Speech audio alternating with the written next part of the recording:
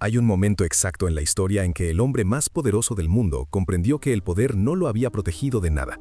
Ese momento duró apenas 3 segundos, 22 puñaladas, y el silencio más ensordecedor que Roma jamás escuchó.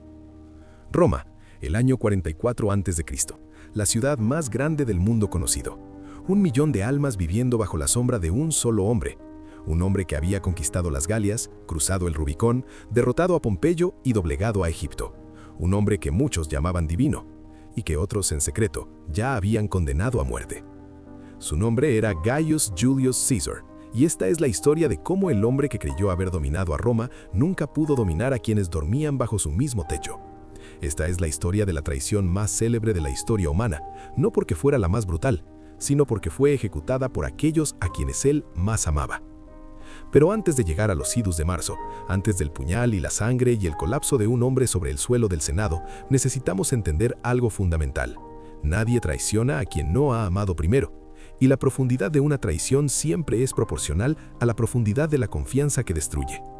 Para comprender la caída de César, primero hay que comprender su ascenso, porque los imperios no se destruyen desde afuera, se destruyen desde adentro, y las traiciones más devastadoras no vienen de los enemigos declarados, vienen de los amigos que un día decidieron que ya habían tenido suficiente.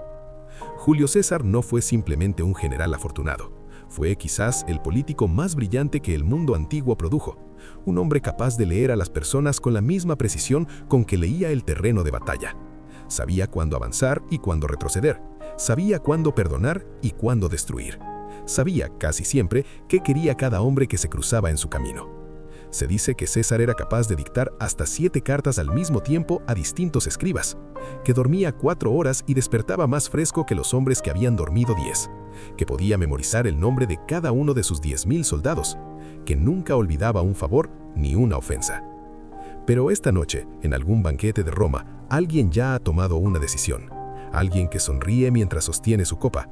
Alguien que brinda por la salud de César mientras en su mente ya ha dibujado el plan. La historia está a punto de girar sobre su eje, y César, el hombre que todo lo veía, esta vez no verá nada. Lo que están a punto de ver no es solo la historia de un asesinato político. Es el estudio más preciso que la historia antigua nos ha dejado sobre cómo funciona el poder, sobre cómo corrompe, sobre cómo aísla, sobre cómo convierte a los hombres en dioses en su propia mente justo antes de recordarles, de la manera más brutal posible, que siguen siendo mortales. Los idus de marzo, el 15 de marzo del año 44 a.C., una fecha que entró en el lenguaje humano como sinónimo de traición, de conspiración y de consecuencias. Una fecha que 2000 años después seguimos pronunciando con el mismo peso con que la pronunciaron aquellos que la vivieron. Pero antes de llegar a ese día, necesitamos regresar al principio.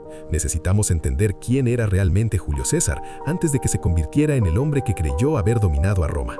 Porque la semilla de su destrucción no se plantó en el Senado, se plantó mucho antes, en los campos de batalla de la Galia, en los pasillos del poder de Roma, en las decisiones que tomó cuando nadie lo estaba mirando. Roma lo había dado todo, el poder, la gloria, la inmortalidad del nombre, pero Roma también tenía una ley no escrita, tan antigua como sus 7 colinas. Ningún hombre podía ser más grande que la República. Y el día que César olvidó esa ley, comenzó a morir, aunque todavía le quedaban años de vida, aunque todavía lo ignoraba por completo. Para entender a César el tirano, primero hay que conocer a César el niño. Y ese niño no nació entre seda y oro, como muchos creen. Nació en el Subura, el barrio más denso y ruidoso de Roma, un lugar donde la grandeza no se heredaba, se arrancaba con las manos desnudas o no se tenía jamás. Su familia llevaba el apellido Iulia, un linaje que afirmaba descender de Iulo, hijo del troyano Eneas y por tanto de la diosa Venus misma. Eran patricios, nobles de sangre, pero la nobleza sin dinero en Roma era poco más que un nombre bonito sobre una puerta desvencijada. Lo que sí tenían era algo más valioso que el oro, una madre llamada Aurelia Cota. Y Aurelia Cota era, según todos los que la conocieron, extraordinaria. Aurelia no contrató tutores mediocres, educó a su hijo personalmente en gramática, en retórica, en filosofía griega. Le enseñó que un hombre que no sabe hablar en público no es nadie en Roma, que las palabras construyen ejércitos antes que las espadas. Y César aprendió esa lección tan profundamente que en pocos años era capaz de hablar ante miles con la misma naturalidad con que otros hablan ante uno.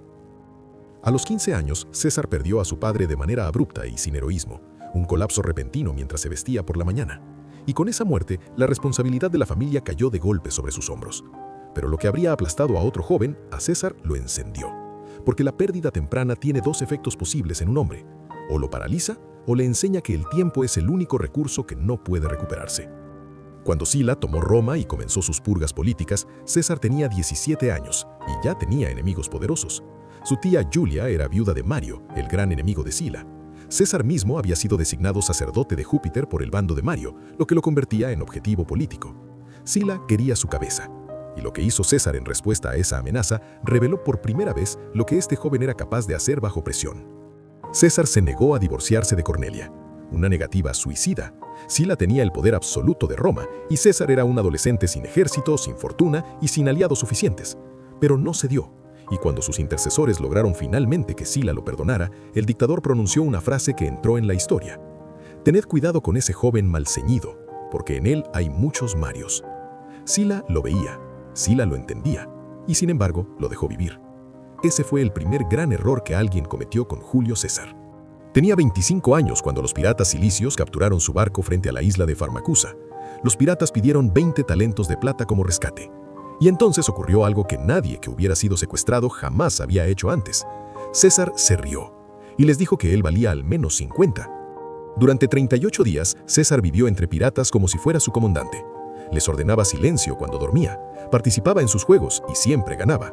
Les prometía, entre risas que ellos confundían con bravuconería, que cuando lo liberaran volvería a capturarlos y los crucificaría a todos. Los piratas reían. Pensaban que era una broma. No era una broma. Regresó con barcos y hombres armados, los capturó a todos y los crucificó, tal como había prometido. Tenía 25 años, no tenía cargo oficial, ni ejército formal, ni autorización del Senado. Solo tenía su palabra y la voluntad de cumplirla sin importar el costo. Ese episodio, que muchos historiadores tratan como anécdota, en realidad era un manual completo sobre quién era Julio César, un hombre para quien las promesas no eran retórica, eran contratos con el universo. Cuando César regresó a Roma definitivamente, tenía 30 años, un nombre ilustre sin fortuna detrás y deudas enormes. Roma no lo esperaba con laureles, Roma no sabía aún lo que se le venía encima, pero César sí lo sabía. Y en Roma, en política como en guerra, la ventaja más devastadora que un hombre puede tener es saber exactamente lo que quiere, mientras todos los demás todavía están decidiendo. Sus primeros cargos políticos los utilizó no para enriquecerse, sino para invertir. Organizó juegos tan espectaculares que el pueblo lo adoraba. Gastó dinero que no tenía. Se endeudó con uno de los hombres más ricos de Roma, Marco Licinio Craso, que vio en ese joven carismático exactamente el tipo de instrumento político que necesitaba. César no veía eso como humillación, lo veía como estrategia. En el año 60 a.C., César tejió una alianza de las más calculadas de la historia romana. Junto a Marco Licinio Craso, el hombre más rico de Roma, y a Cneo Pompeyo Magno, el general más glorioso de su época, formó lo que se conocería como el primer triunvirato. No era un acuerdo legal, era un pacto de conveniencia entre tres hombres que se respetaban, se necesitaban y en el fondo cada uno pensaba que terminaría siendo el último en pie. En el año 59, César fue elegido cónsul, el cargo más alto de la República, pero desde el primer día su consulado fue una guerra. Los senadores conservadores lo bloqueaban en cada paso. César le respondió como solo César podía responder, ignoró al Senado y llevó las leyes directamente al pueblo en el foro. Sus enemigos lo llamaron tirano, su pueblo lo llamó salvador. Y esa división, que él mismo cultivó con brillantez calculada, terminaría por definir todo lo que vino después. César tenía 41 años cuando salió de Roma hacia las Galias. Llevaba consigo 4 legiones, deudas impagables y una reputación de político brillante, pero sin sustancia militar real. Sus enemigos en el Senado respiraron aliviados cuando se fue. Creían que estaban librándose de él por años. No entendían que estaban entregándole exactamente lo que necesitaba: tiempo, espacio y la posibilidad de construir el ejército más leal y feroz que Roma había visto en generaciones. El hombre que regresaría de las Galias no sería el mismo que había partido. Sería algo mucho más peligroso. Sería alguien que sus propios aliados ya no podrían controlar. Las Galias, un territorio de más de 500.000 de kilómetros cuadrados, habitado por cientos de tribus celtas guerreras, organizadas no bajo un solo rey, sino bajo una constelación de jefes locales que se odiaban entre sí tanto como odiaban a Roma. Era, en teoría, ingobernable, indomable, imposible de conquistar. César lo vio diferente. Vio en ese caos tribal no un obstáculo, sino una oportunidad. Dividir para conquistar no fue un concepto que César inventó, pero nadie lo aplicó con mayor frialdad ni mayor genio. En su primer año en la Galia, César ya había demostrado algo que sus colegas en Roma no querían admitir, que era un genio militar de primera magnitud. Derrotó a los helvecios, luego enfrentó al germano Ariovisto. En ambos casos, la velocidad de César fue su arma más letal. Atacaba antes de que el enemigo terminara de organizarse, golpeaba donde no lo esperaban, y nunca, jamás, le daba al derrotado tiempo para recuperarse. César hizo algo en las Galias que ningún general romano había hecho antes con esa sistematicidad. Documentó sus propias victorias, sus Commentarii de Bello Gallico, escritos en una prosa latina de una claridad y elegancia que los filólogos siguen admirando 2000 años después, eran enviados regularmente a Roma para ser leídos en el foro. César no solo ganaba batallas, César construía su leyenda en tiempo real. En el año 55, César hizo algo que no era militarmente necesario, pero que era políticamente devastador para sus enemigos. Cruzó el Rin hacia Germania. Nadie lo había hecho. Era cruzar el límite del mundo conocido. Sus ingenieros construyeron un puente sobre uno de los ríos más caudalosos de Europa en 10 días. César cruzó, demostró que podía hacerlo y regresó. Luego destruyó el puente. Ese puente no era una estructura militar, era un mensaje enviado directamente al Senado de Roma. No hay límites para lo que este hombre puede hacer. Ese mismo año, César hizo algo aún más audaz, invadió Britania, una isla envuelta en leyendas, al otro lado del océano que los romanos llamaban el Mar Tenebroso. La primera expedición fue técnicamente un fracaso, pero la segunda estableció un precedente. César había llegado al fin del mundo conocido y había regresado para contarlo. En Roma, el Senado decretó 20 días de celebraciones públicas. 20 días. Ni Pompeyo en su gloria máxima había recibido tanto. Pero en Roma, el éxito de César no era celebrado por todos. Catón el joven ya había pronunciado algo que sus colegas empezaban a repetir en privado, que un general tan exitoso, tan amado por su ejército, tan popular entre el pueblo, no era un activo para la República, era una amenaza existencial. Catón lo veía con una claridad que los demás tardaron años en alcanzar, y cuando los demás llegaron a esa misma conclusión, ya era demasiado tarde. En el año 52, César encontró por primera vez un enemigo que lo igualaba en inteligencia estratégica. Vercingetorix, jefe de los arvernos, logró lo que parecía imposible. Convenció a las tribus galas de olvidar sus rivalidades eternas y unirse contra Roma. Su estrategia era brillante: tierra quemada, privación de suministros, guerrilla constante. No enfrentar a las legiones en campo abierto, sino agotarlas. Y por un tiempo, funcionó. Las legiones de César comenzaron a retroceder, y en Roma, los enemigos de César comenzaron a sonreír. La batalla de Alesia fue el momento en que César tomó la decisión más audaz de toda su carrera militar. Sitiando a Vercingetorix a lo alto de su ciudad, con un ejército de socorro galo aproximándose por la retaguardia, César hizo lo impensable. Construyó 2 líneas de fortificaciones paralelas para combatir en 2 frentes simultáneos, 40 kilómetros de obras de ingeniería, en menos de 6 semanas. Sus propios legionarios creían que estaban cavando su propia tumba. César les dijo que estaban cavando la tumba del último ejército que podría haberlos derrotado. Vercingetorix descendió de Alesia a caballo, armado con su mejor equipo, como un rey que elige cómo escribir el último capítulo de su historia. Se sentó a los pies de César en señal de rendición. No hubo palabras registradas entre ellos, solo ese gesto, solo ese silencio. La Galia estaba conquistada. 8 años de campaña, más de 800 ciudades tomadas, 300 tribus sometidas, 1 millón de galos muertos, 1 millón más reducidos a esclavitud, un precio para la gloria de un hombre. Pero lo que Roma no comprendía mientras celebraba era que César había regresado de las Galias con algo más valioso que el oro y los esclavos. Había regresado con 10 legiones de veteranos que lo adoraban con una fidelidad que iba más allá de la disciplina militar ordinaria. Para ellos, César no era un general, era algo entre un padre y un dios. Y ese tipo de lealtad, en manos de un hombre con las ambiciones de César, era el arma más peligrosa que Roma había visto jamás. En Roma, sus enemigos en el Senado habían pasado los 8 años de la conquista gala, tramando la manera de destruirlo cuando regresara. El triunvirato estaba muerto, Craso había muerto en batalla, y Pompeyo, que había perdido a su esposa Julia, hija de César, ya no tenía vínculos sentimentales con su antiguo socio. Las 2 águilas más grandes de Roma estaban a punto de chocar.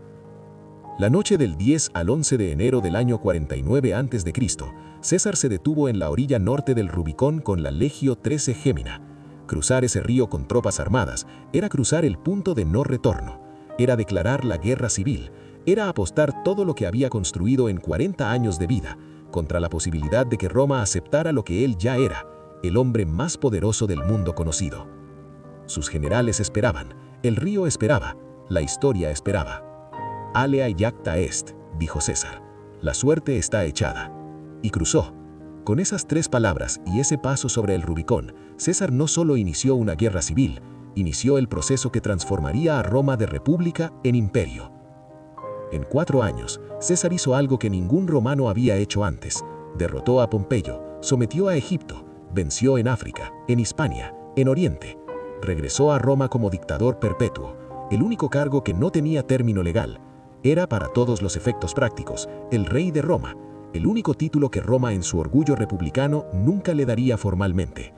Y ese detalle, esa negativa simbólica del Senado de coronarlo, se convertiría en la herida que nunca cerró, en la grieta por donde se colaría todo lo que estaba por venir. El año 46 a.C., Roma vivió algo que no había visto en generaciones. 4 triunfos militares celebrados de manera consecutiva por un solo hombre. César desfiló durante días por las calles de Roma con el botín de 4 continentes. Era el espectáculo más grandioso que la ciudad había presenciado. Y sin embargo, quienes lo miraron de cerca ese día registraron algo perturbador en su rostro. La expresión de un hombre que ya no sabe qué desear, porque ha obtenido todo lo que había deseado. Y ese momento, ese instante en el que el poder se vuelve completo, es exactamente cuando comienza a pudrirse. Fue en los pequeños gestos donde comenzó a perderse. En la Roma republicana, el protocolo no era ceremonia vacía, era el lenguaje con que la república se decía a sí misma que ningún hombre estaba por encima de la ley. César comenzó a romper ese lenguaje. Permanecía sentado cuando los senadores entraban al Senado. Los senadores murmuraban. César respondía con reformas brillantes que silenciaban las críticas momentáneamente. Pero cada gesto de superioridad sumaba. Y en política, las sumas pequeñas construyen las deudas más grandes. Cuando el senador Poncio Aquila se atrevió a no levantarse durante su procesión triunfal, César reaccionó con una ironía que revelaba cuánto lo había afectado. Durante días, cada vez que prometía algo, añadía la frase, «si es que Poncio Aquila me lo permite». La burla era devastadora en su sutileza, pero también revelaba algo que César no debería haber mostrado, que ese pequeño acto de desobediencia lo había perturbado. Un hombre verdaderamente seguro de su poder no necesita ridiculizar al débil, solo lo ignora. César no pudo ignorarlo, y eso fue una señal. La escena de las Lupercales fue el momento más revelador de toda la vida política de César. Marco Antonio le ofreció públicamente una corona real ante miles de ciudadanos romanos. César la rechazó 2 veces. La multitud aplaudió cada rechazo con un entusiasmo que César registró con precisión quirúrgica. El pueblo no quería un rey. Eso quedó claro. Pero lo que los historiadores han debatido durante 2000 años es si ese rechazo fue genuino o si fue la prueba de opinión pública más sofisticada que la historia antigua ha registrado. César rechazó la corona, pero ordenó que el incidente fuera inscrito en los registros públicos de Roma. Un hombre que genuinamente no quiere ser rey no necesita que conste en actas que lo rechazó. Cleopatra VII había viajado a Roma acompañada de su hijo Cesarión, a quien ella afirmaba era hijo de César. La presencia de la reina egipcia en Roma fue un error político que César, en su brillantez habitual, cometió con los ojos abiertos. Roma detestaba a los reyes, Roma detestaba a Oriente, y Roma detestaba especialmente la idea de que su hombre más poderoso pudiera estar siendo influenciado por una reina extranjera. El pueblo que había aplaudido sus victorias militares comenzó a susurrar, y quienes odiaban a César tomaron nota de cada susurro y lo amplificaron. El Senado, reducido a un cuerpo de ratificación, comenzó a aprobar honores que cruzaban la línea entre el homenaje político y la deificación. Su imagen en las monedas, el mes de julio con su nombre, una estatua entre los dioses, la toga púrpura permanente. Cada honor era, paradójicamente, una humillación más para los senadores que lo aprobaban, porque aprobarlo era admitir que ya no eran legisladores, eran funcionarios de un hombre. Y en el corazón de algunos de ellos, ese reconocimiento encendió algo que el miedo había mantenido apagado durante años, algo que se llama dignidad, y algo más peligroso aún, la voluntad de recuperarla. Para entender la traición de Bruto, hay que entender a Bruto. No era un conspirador nato, no era un hombre de violencia ni de ambición desmedida. Era en muchos sentidos el romano más genuinamente republicano de su generación, educado en filosofía estoica, convencido de que el deber del ciudadano está por encima del interés personal, incapaz de la hipocresía fácil que lubricaba la política romana ordinaria. Y había algo más, algo que hacía de su eventual decisión no solo política, sino profundamente personal. En Farsalía, Bruto había combatido contra César, había empuñado las armas del lado que quería destruirlo. Y cuando fue derrotado, lo que César hizo fue algo que nadie esperaba. Lo buscó personalmente, lo perdonó sin condiciones y lo trató como si nunca hubiera levantado una espada contra él. Algunos historiadores sugieren que César amaba a Bruto de una manera que iba más allá de la amistad política, que Servilia, la madre de Bruto, había sido el amor más duradero de la vida de César, que la relación entre César y Bruto estaba teñida de una paternidad no declarada que los dos hombres nunca pusieron en palabras. Si eso era verdad, la traición que se estaba gestando no era solo política, era algo mucho antiguo y algo mucho más oscuro. Casio eligió a Bruto con una precisión que demuestra que era un psicólogo tan capaz como político. Sabía que la conspiración necesitaba un nombre, una cara, una reputación que la convirtiera en algo más que un asesinato político. Necesitaba parecerse a un acto de justicia, y en Roma, en el año 46 a.C., no había hombre cuyo nombre fuera sinónimo de integridad que Marco Junio Bruto. Casio no convenció a Bruto de matar a César, le convenció que matar a César era lo que Bruto siempre había sido, un hombre que ponía a la república por encima de todo lo demás, incluso por encima de la gratitud, incluso por encima de la lealtad, incluso, si la leyenda tenía algo de verdad, por encima del amor. La conspiración creció hasta incluir a más de 60 senadores y ciudadanos prominentes, 60 personas que compartían un secreto que valía la muerte. Y el hecho de que ese secreto se mantuviera durante semanas en una ciudad donde los esclavos escuchaban por detrás de cada puerta, dice algo sobre la intensidad de lo que estos hombres creían estar haciendo. No se sentían asesinos, se sentían cirujanos, se sentían los últimos guardianes de algo que Roma había olvidado, pero que ellos todavía podían recordar: que ningún hombre puede ser más grande que la ley. Hay una pregunta que los historiadores han hecho durante siglos y que nunca ha tenido una respuesta definitiva. ¿Sabía César lo que se planeaba contra él? Las evidencias sugieren que sí, que había advertencias, que había señales, que al menos 2 personas intentaron avisarle de manera directa. Pero César, el hombre que había construido su vida entera sobre la capacidad de leer a los demás, cometió el error más humano y más devastador que puede cometer alguien que ha alcanzado el poder absoluto. Creyó que era indispensable, creyó que nadie se atrevería, creyó en el fondo de ese lugar donde vivimos las convicciones que nunca nos atrevemos a examinar, que era inmortal. Y esa creencia fue la que lo mató, antes de que ningún puñal lo tocara. Antes de que Roma despertara el 15 de marzo del año 44 a.C., 60 hombres ya estaban despiertos. Algunos habían dormido mal, otros no habían dormido en absoluto. En distintas casas de la ciudad, senadores con nombres ilustres se vestían en silencio, evitando despertar a sus esposas, mirándose en el espejo de bronce con la expresión específica de quien está a punto de cruzar una línea que no tiene regreso. Esta mañana no era como las otras. Esta mañana, Roma cambiaría para siempre. Calpurnia, la esposa de César, había tenido esa noche un sueño que la aterrorizó. Soñó que el frontón de su casa se derrumbaba y que César era asesinado en sus brazos. Los romanos no tomaban los sueños como fantasías del subconsciente, los tomaban como mensajes de los dioses. Calpurnia se arrodilló ante César y le suplicó que no fuera al Senado ese día. Y por primera vez en décadas de vida política, César vaciló. Esa mañana, Julio César estuvo a punto de salvar su propia vida. Lo que ocurrió a continuación es uno de los momentos más devastadores de la historia humana. Décimo Bruto llegó a la casa de César con la misión más difícil de toda la conspiración: convencerlo de ir al Senado. Era uno de los hombres en quienes César más confiaba, un general que había combatido a su lado en las Galias, que había cenado en su mesa. Y ese hombre, esa mañana, utilizó toda esa confianza acumulada como un arma. Le dijo a César que su ausencia sería interpretada como cobardía, que no podía dejar que las pesadillas de una mujer gobernaran las decisiones de Roma. César se vistió y salió. Décimo Bruto caminó a su lado con la naturalidad de quien acompaña a un amigo a una reunión ordinaria. Y mientras caminaban juntos por las calles de Roma, Décimo hablaba de política, de planes futuros, de la campaña militar contra Partia prevista para las semanas siguientes. Hablaba del futuro de un hombre que no tenía futuro. Y César escuchaba, respondía, planificaba, sin saber que cada paso que daba era el último de una vida que había sido, por cualquier medida que se use, extraordinaria. En el camino, César se encontró con Espurina, el adivino que semanas antes le había advertido: «Ten cuidado con los idus de marzo». César lo miró con la sonrisa de quien ha ganado una apuesta y le dijo: «Los idus de marzo han llegado».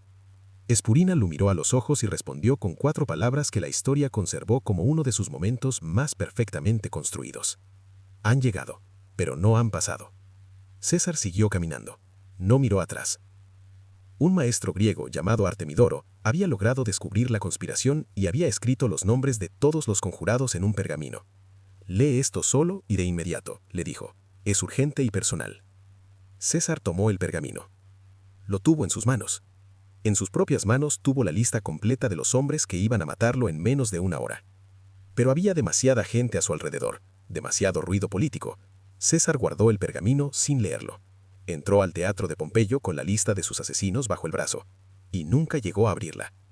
Dentro del teatro, los conjurados estaban en sus posiciones.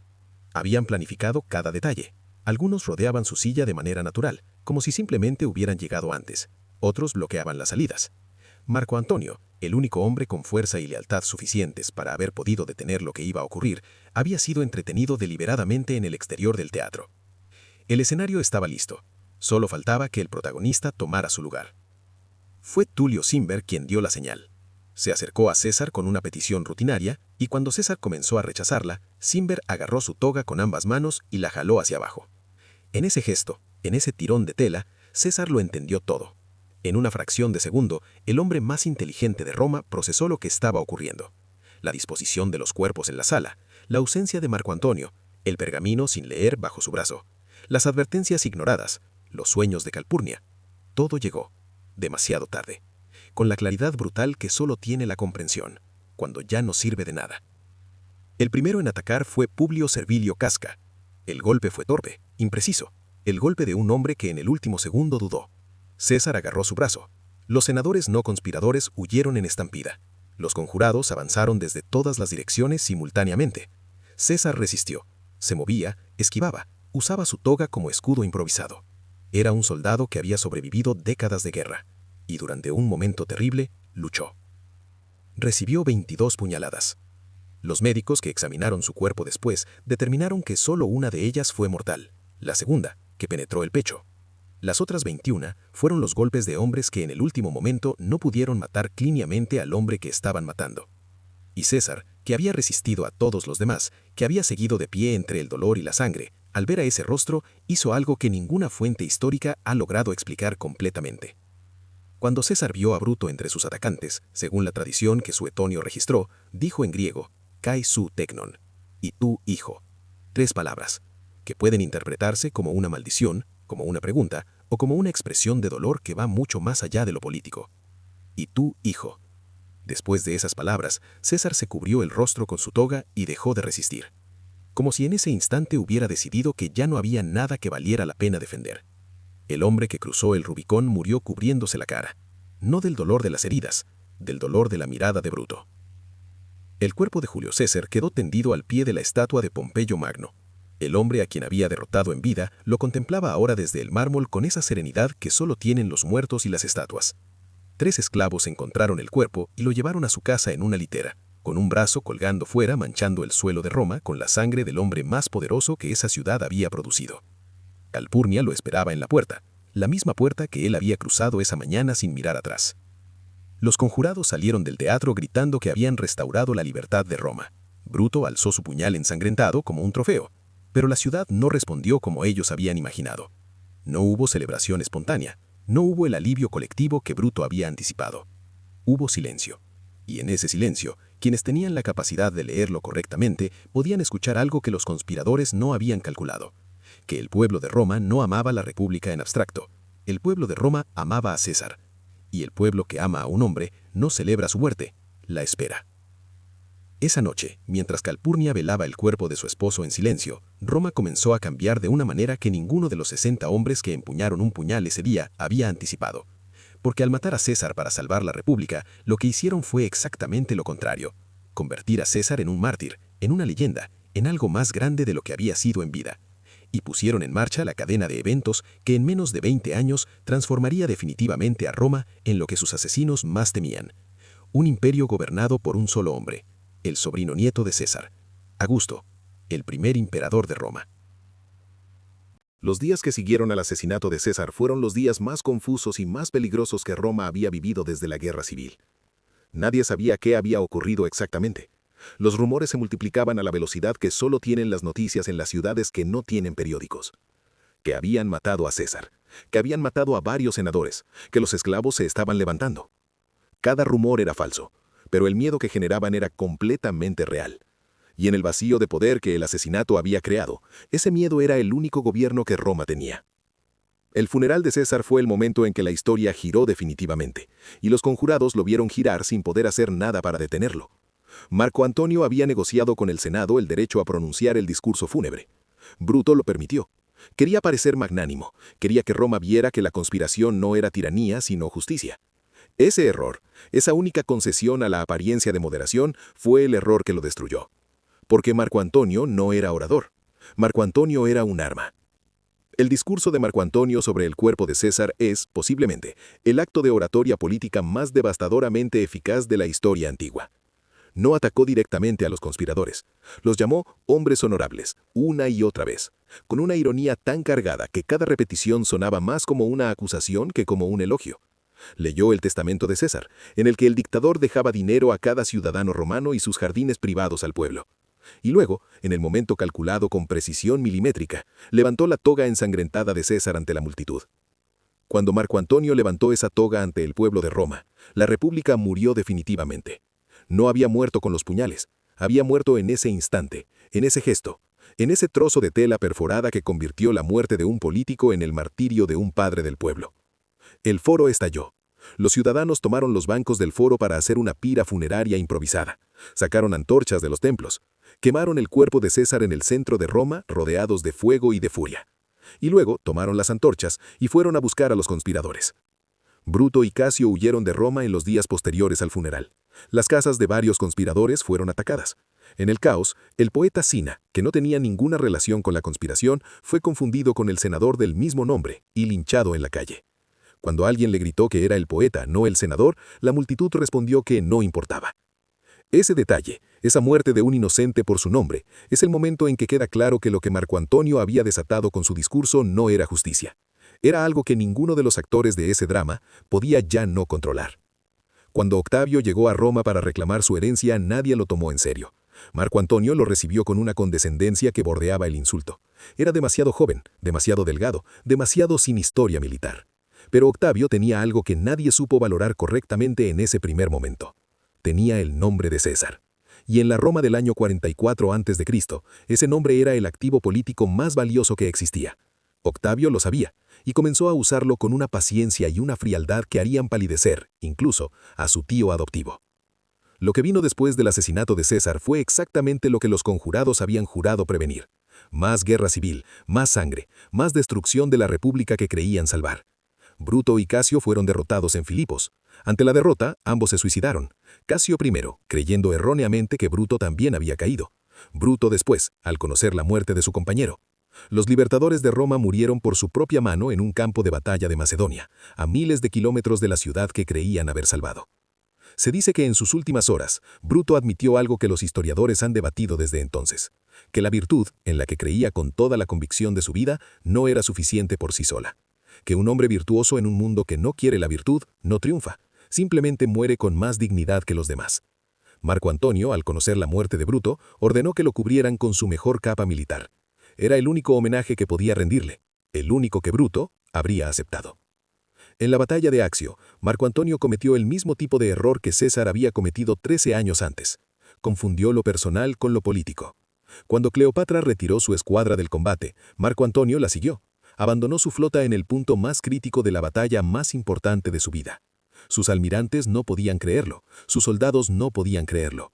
Y Octavio, que observaba desde su nave, con esa frialdad calculadora que heredó de su tío, tampoco podía creerlo. Pero lo aprovechó.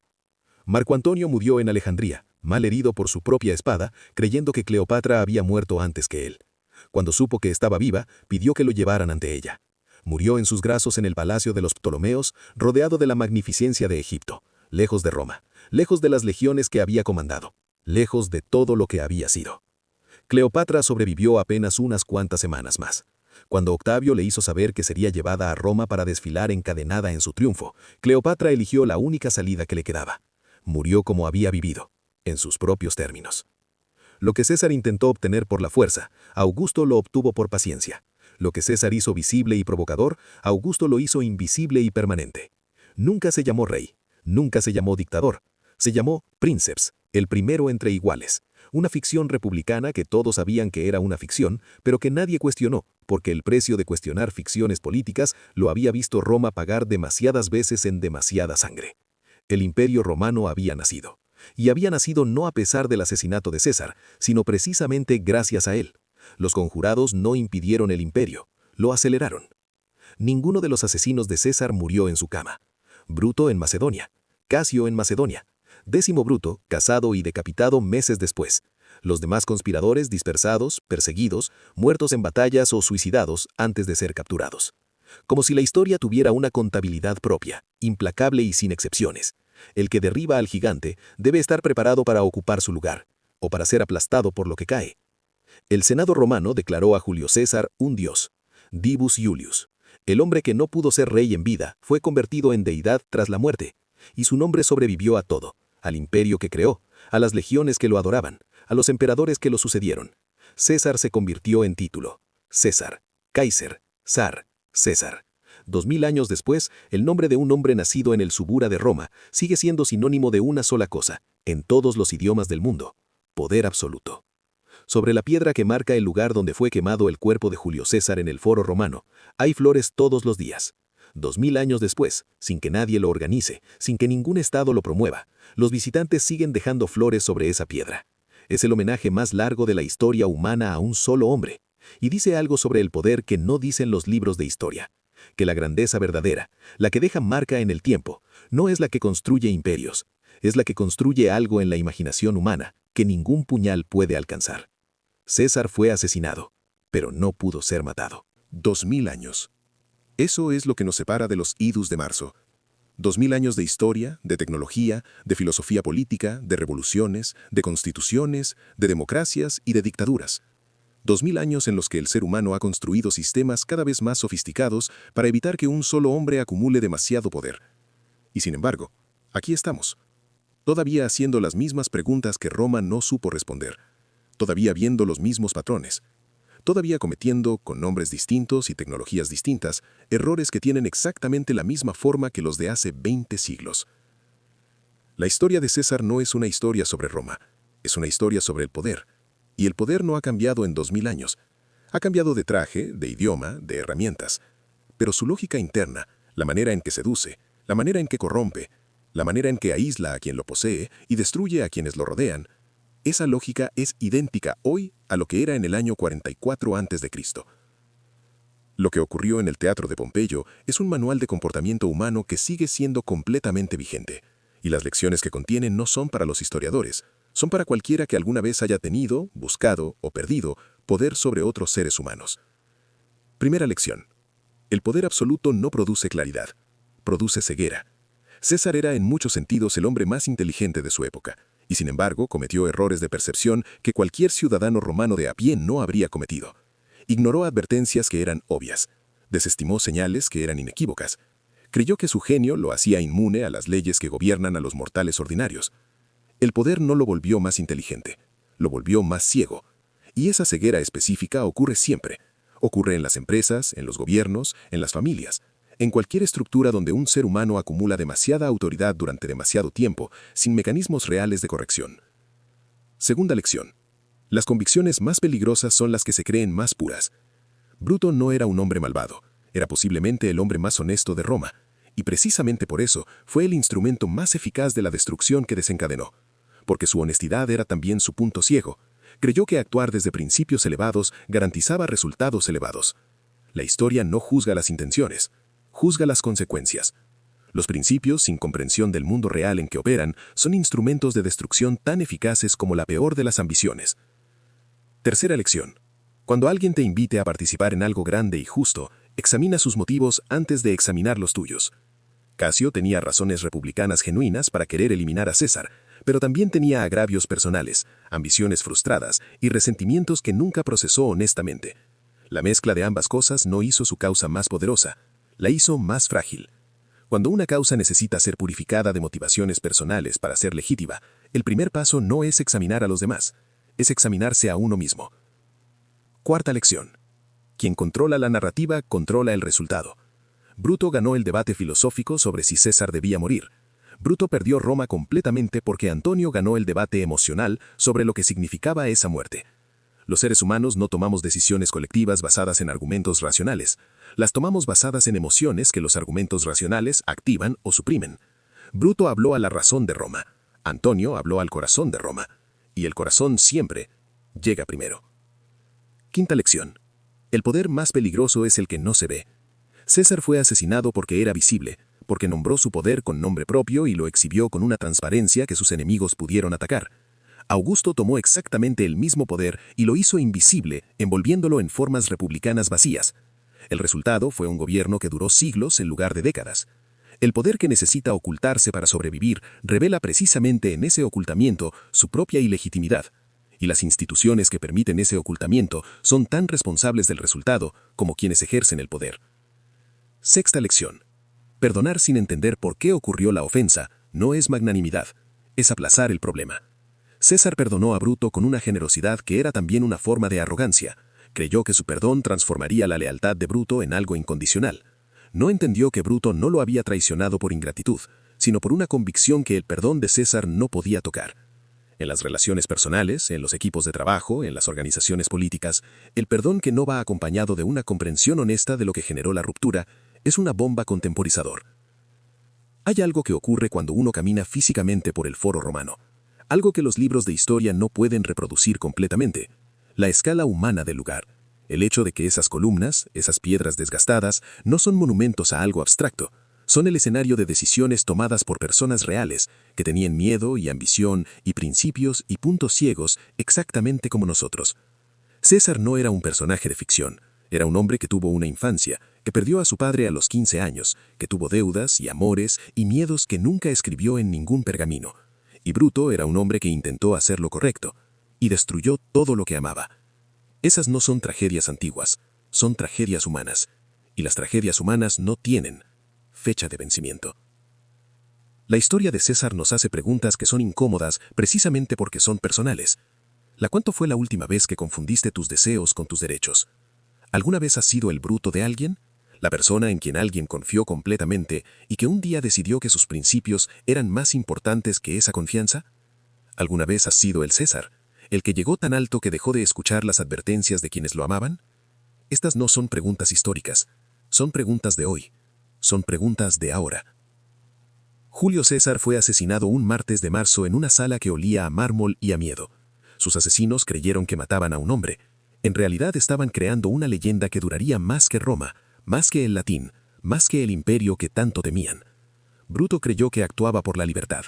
Actuó por algo más complicado y más humano, por una mezcla de principio, de orgullo, de amor mal entendido y de incapacidad para ver el mundo tal como era, en lugar de tal como quería que fuera. Y César creyó que era inmortal. En cierta manera, tenía razón, pero no de la manera que imaginaba. Lo que Roma nos dejó no es el recuerdo de un hombre grande. Eso lo tienen todos los pueblos, en todas las épocas.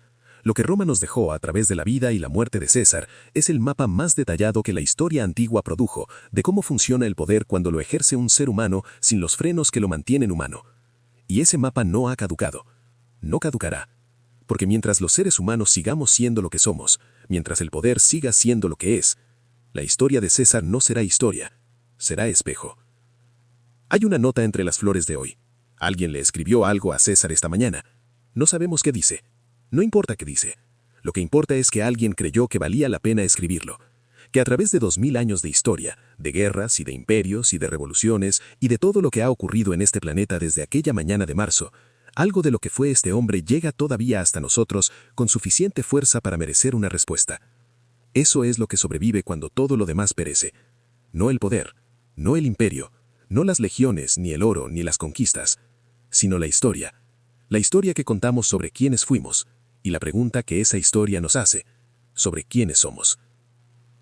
Alea jacta est. La suerte está echada. César lo dijo frente a un río pequeño una noche de invierno hace 2000 años, y sin saberlo, lo estaba diciendo por todos nosotros. Porque cada decisión que tomamos, cada línea que cruzamos, cada confianza que traicionamos o recibimos, cada momento en que elegimos el poder sobre la prudencia o la lealtad sobre la conveniencia, estamos lanzando esos dados. La pregunta que César no supo responder y que nosotros todavía no hemos respondido es esta. ¿Qué estamos dispuestos a perder por lo que creemos merecer? Roma lo perdió todo, y por eso, todavía estamos hablando de ella.